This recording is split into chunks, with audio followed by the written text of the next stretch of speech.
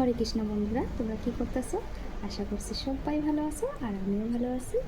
তো আজকে সকাল থেকে একদম সময় পাই নাই, এত কাজ ছিল। আজকে যেহেতু রাখি পূর্ণিমা, তো আমি সকালে জানোই তো একটা হাউস ওয়াইফদের কত কাজ থাকে, বহুত কাজ থাকে।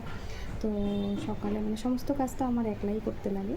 তো এগুলো কইরা অফিস টফিস যাওয়ার পরে আগে রান্না করছি, তারপরে অফিস গেছে খাওয়া দাওয়া, তারপরে আমি পূজা টুজা দিছি দিয়া, তারপরে আজকে যেহেতু রাখি পূর্ণিমা, তো আজকে কিন্তু বলরামের জন্মদিন।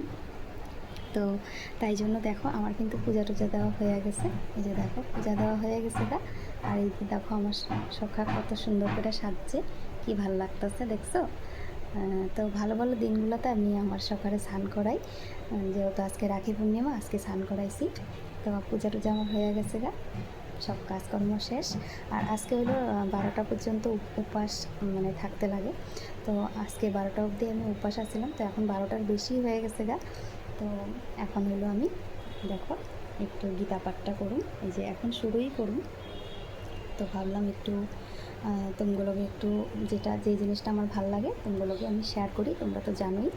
তো দেখো আমি গীতা পাঠ করি, আমার ভাল লাগে, বহুত ভাল লাগে গীতা পাঠ করতে। তো আমি মাঝে মাঝে ভালো ভালো দিনগুলোতে গীতা পাঠ করি।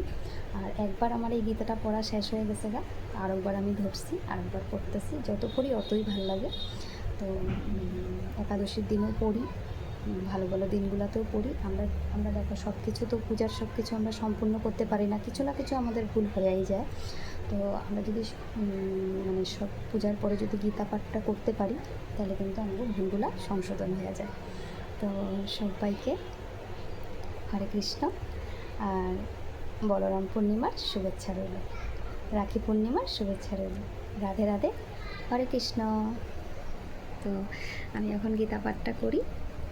সবাইকে শুভ দুপুরের শুভেচ্ছা। হরে কৃষ্ণ।